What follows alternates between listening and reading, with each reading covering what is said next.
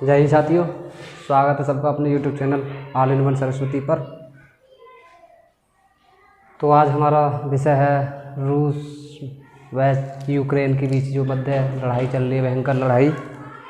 उसी को लेकर के आज हमारा टॉपिक है कि इनके मध्य, दोनों के मध्य क्यों विवाद पनपा।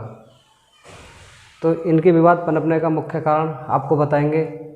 जो रूस है यह पहले सोवियत संघ रूस था, यानी कि USSR था,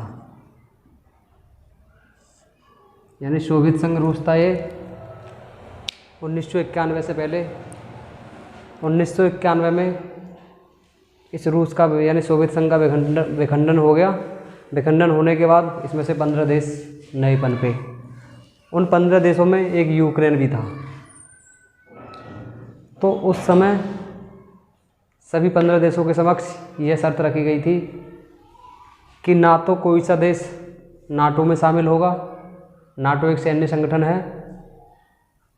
तो नाटो सैन्य संगठन है। नाटो की जो फुल फॉर्म है नॉर्थ अटलांटिक ट्रीटी ऑर्गेनाइजेशन। और ना ही वह अमेरिका में, यानी कि अमेरिका से कोई सहायता लेगा। 1991 में ये समझौता हुआ, ये संधि हुई थी।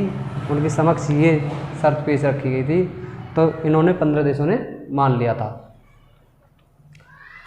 अब बात क्या हुई, क्यों रूस इस पे यूक्रेन पे भड़का, क्यों इनके पीछे ऐसी युद्ध की स्थिति आ गई कि परमाणु हमला करने को तैयार हैं एक दूसरे के ऊपर।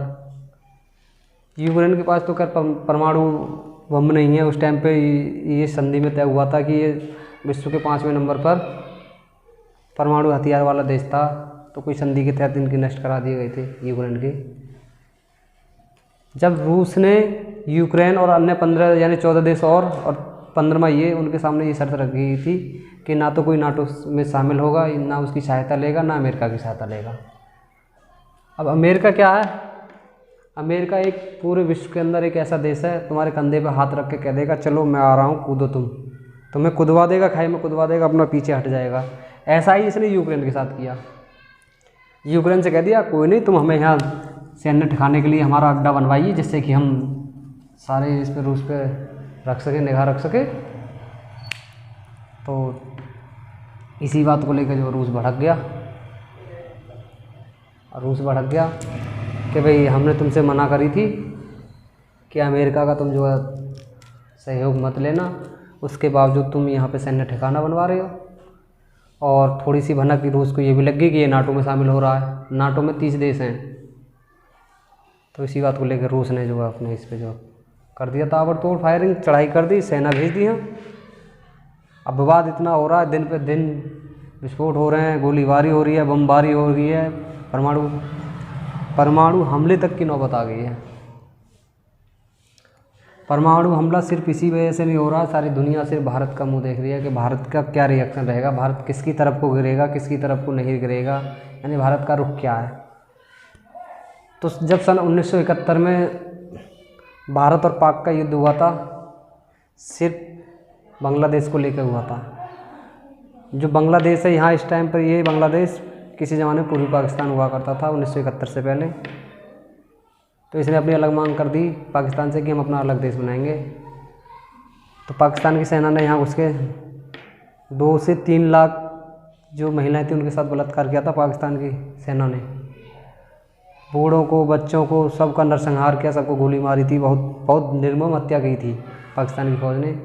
पाकिस्तान के जो उस टाइम के प्रधानमंत्री थे, उन्होंने भारत की प्रधानमंत्री इंदिरा गांधी से कहा था कि हमारी सहायता कीजिए। तो इंदिरा गांधी ने जब यहाँ अपनी फ़ौज आर्मी भेजी थी, तब उसके बाद जो पाकिस्तानी जो 91,000-90,000 पाकिस्तानी थे, उनको घुटना टेक दिया, यानी सरेंडर कर दिया था। वो किस वजह से करा था? पाकिस्तान जो है उस टाइम पे अमेरिका ने भड़काया था कि तुम इससे लड़ो, क्योंकि उस टाइम पे भारत का वर्चस्व बढ़ता जा रहा था, एशिया के अंदर उभर के आ रहा था, आज़ाद हुआ था। उसके बाद 10-20 साल ही तो हुए थे वो। तो उसका वर्चस्व रोकने के लिए उसने कहा कि तुम पाकिस्तान से कह दिया कि तुम इससे हमला करो, लड़ाई करो, हम तैयार हैं। परमाणु हथियार भेज दिए, जहाज़ भेज दिए, पनडुब्बी भेज दी इधर से ब्रिटेन के आगे। मतलब उस समय में 1971 में सिर्फ रूस को छोड़कर इधर के जितने देश हैं, नहीं, आधी से अधिक देश विश्व के भारत पे हमले करने को तैयार हो गए थे। श्रीलंका छोटा सा देश है, श्रीलंका भी भारत पे हमले को तैयार हो गया। इधर से चीन आ गया, पाकिस्तान आ गया, इधर से जो है अमेरिका आ गया। उस टाइम पर प्रधानमंत्री इंदिरा गांधी थी, उन्होंने अपना धैर्य नहीं खोया, डटकर मुकाबला करती रहीं। उस टाइम पे सिर्फ दोस्ती देखी गई थी तो सिर्फ रूस की देखी गई थी। एक रूस ऐसा मात्र देश था जिसने भारत पे आगे कंधे पे हाथ रखा कि तुम टेंशन न लो, हम लड़ेंगे तुम्हारे साथ। रूस ने इधर रास्ते से अपने जो है जहाज़ भेजे, पनडुब्बियाँ भेजी, परमाणु हथियार भेजे। तो यहाँ पे अमेरिका के जहाज़ थे, यहाँ तक जो है रूस के जहाज़ आ गए थे। सिर्फ 300-400 किलोमीटर का अंतर था, 300 से 400 किलोमीटर का अंतर था। और जब भाप गया अमेरिका कि भाई रूस माने नहीं, ये हमला कर देगा, तो उल्टे मुँह दुम दबा के भागा था रूस को देख करके। तो हमें रूस का ये एहसान कभी नहीं भूलना चाहिए, क्योंकि उस टाइम पे सिर्फ एकमात्र ऐसा देश था जो उसने भारत का साथ दिया था। अब बात आ जाती है कि भारत का रुख किधर को रहेगा, यूक्रेन की तरफ रहेगा या रूसी तरफ रहेगा। तो पहली बात तो ये है, भारत हमेशा से शांति प्रिय देश रहा है, अहिंसा परमो धर्म, यानी हिंसा की कोई जगह नहीं है भारत के अंदर। हाँ, अगर उसके आपसी संबंध रूस से इतने गहरे हैं कि जब यहाँ जो पाक अधिकृत कश्मीर को लेकर विवाद यूएनओ में पहुँचा था, तो यूक्रेन ने भारत के खिलाफ वोटिंग की थी, पाकिस्तान के पक्ष में वोटिंग की थी। कई जगह ऐसी हैं जो यूक्रेन ने भारत के खिलाफ वोटिंग की है। अब यूक्रेन वाले उस दिन मदद मांग रहे थे कि एकमात्र ऐसा देश है, भारत के प्रधानमंत्री इतने पावरफुल हैं कि वो ही इस युद्ध को रोक सकते हैं। मोदी युद्ध को रोक सकते हैं, रोकना चाहते तो रोक भी देते, बस वो इस वजह से रुके पड़े हैं कि उनके बच्चे यहाँ फंसे हुए हैं, भारतीय छात्र जो हैं, वरना रूस भी हमला कर देता। रूस अभी तक जो परमाणु हमला या सैन्य हमला इतना हाईफाई इसलिए नहीं कर रहा है कि भारतीय बच्चे हैं और जगह के छात्र हैं, अन्य देशों के भी, तो उसने सिर्फ इसी वजह से रूस इस पर हमला ना कर रहा है। जैसे ही भारतीय छात्र आएंगे, अन्य देशों के छात्र जाएंगे, देख लेना यूक्रेन पर ताबड़तोड़ फायरिंग होगी, ताबड़तोड़ हमले होंगे। अब बात आती है कि भारत ने उस दिन वोटिंग हुई थी कि वोटिंग से जो उसमें किसी के पक्ष में वोट नहीं किया, वोटिंग से निकल कर चल गया, किसी के पक्ष में वोट नहीं डाला। तो भारत ने ना तो यूक्रेन का साथ दिया उस दिन, ना रूस का। अपना वोटिंग हो रही थी, निकल के आ गया उसमें से वोटिंग से। तो उसमें रूस ने भारत के लिए मतलब शाबाशी दी थी कि अब भाई दूसरे की तरफ वोट पड़ रहे हैं, एक के नहीं पड़ रहे हैं, तो सीधी सी बात है जिसके ज़्यादा पड़ रहे हैं उसका ना डालोगे तो वो सीधी सी बात है भाई उसका के खिलाफ तो वोट है ही हमारा। तो ये वोट तो रूस के लिए ही गया। तो इनका विवाद सिर्फ इसी वजह से छिड़ा था कि 1991 में इनमें संधि हुई थी। संधि ये हुई थी कि ना तो नाटो में शामिल होंगे, ना अमेरिका से सहायता लेंगे, जबकि यूक्रेन ने ऐसा नहीं किया। वह नाटो में भी शामिल होना चाह रहा और यूक्रेन अमेरिका की सहायता ले रहा था, क्योंकि वो यहाँ अपना सैन्य ठिकाना बना रहा था अमेरिका के, यहाँ से रूस का वर्चस्व कम कर सके और इधर के एशिया वाले देशों पे भी अपना नज़र जमाए रखे।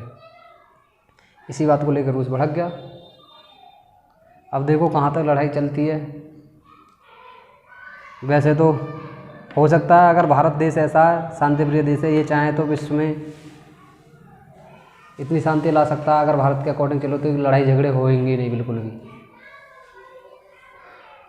तो बस इनका मेन मकसद ये था, ना हाँ कोई लड़ाई होती ना कोई झगड़ा होता। अगर यूक्रेन अपना 2014 से इनके बीच विवाद है, 2013-14 से अब विवाद इतना बढ़ गया कि एक दूसरे के देशों के ऊपर हमले होने लगे। तो अब देखो रूस अब भी समझौता करने को तैयार है, बस सरेंडर कर दी यूक्रेन रूस के साथ आगे, अपना सीधी सी बात हो जाएगा समझौता। शर्त वही रही जाएगी कि नाटो में ना शामिल होगा, ना अमेरिका की हेल्प लेगा। ज़रा सी बात है। अब देखो कहाँ तक हमला चलता है, आगे की वीडियो बनाएंगे जैसे जैसे होगी। सिर्फ इतनी इसलिए समझाने के लिए बताया था कि ये यूक्रेन यहाँ पर छोटा सा देश है, इसकी 4 करोड़ कुछ जनसंख्या है। रूस एशिया का क्षेत्रफल की दृष्टि से सबसे बड़ा देश है। 15 देश टूटने के बाद भी, इसमें से सोवियत संघ का विखंडन होने के बाद भी अब भी एशिया का क्षेत्रफल की दृष्टि से नंबर 1 देश है। तो देखिए क्या होता है आगे क्या अगली वीडियो में बताएंगे। जय हिंद, जय भारत।